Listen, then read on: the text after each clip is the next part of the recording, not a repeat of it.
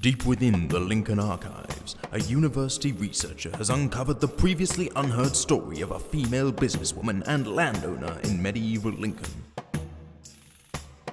Helle's story is one of innovation, the breaking of barriers, and a progression in a harsh environment. Let's hear it. Young Helle became a woman of property at an early age. She emerged into the historical record of 13th century Lincoln as a businesswoman, buying and selling city centre land and increasing her sphere of influence. The best record of her growing stature? The waxed seals of deeds and documents which provide a glimpse into how Helle developed her identity as a businesswoman. Our story begins in the mid-13th century, in the Lincoln suburb of Butwork, and its merry assortment of folk. A woman called Matilda Drinklehut had owned land there. Unsurprisingly, her name Drink Al Hut gives her a connection with beer selling. Then there was Henry the Illuminator, a very bright chap, likely employed by the cathedral's dean and chapter to beautify manuscripts. And another landowner was Ralph the Tailor. All the while Helle was mixing with this range of small business people and skilled artisans who invested in property. We don't know much about Helle's father, other than that he was probably from the village of Glentworth, which lies about 11 miles north of Lincoln. Oh, and that his name was Alan. Don't get too attached though, because in 1267 Alan died and Helle made her first foray into land ownership.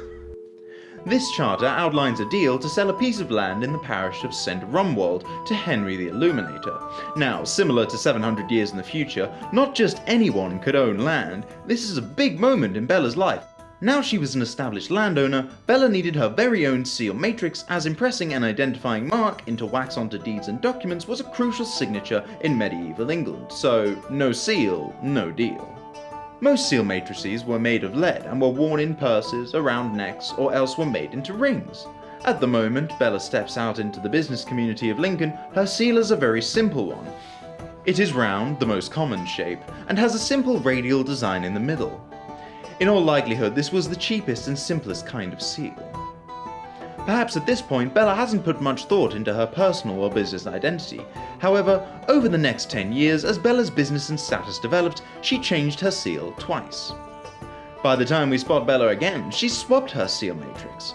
Instead of the most common round seal, she's chosen the more unusual pointed oval.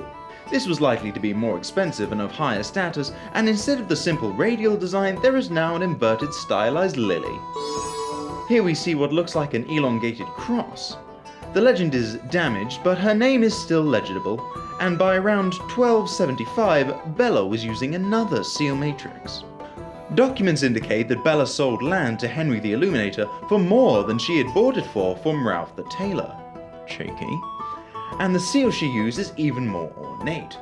Although similar to her old one, this new seal shows much more sophisticated engraving, and as you can see from the legend, this seal is better engraved and of a higher quality.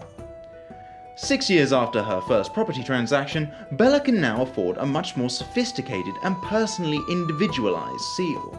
Perhaps Helle had this new seal made to clearly mark her increased standing in the business community.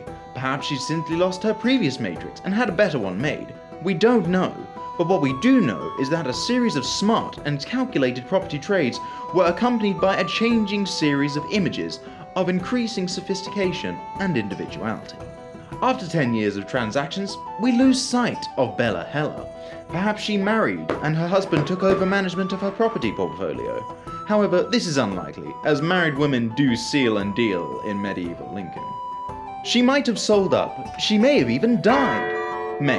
The jury's out on that last one, as we haven't quite ruled out vampirism just yet, but for 10 years, we glimpsed a female businesswoman quite literally making her stamp on the Lincoln business community.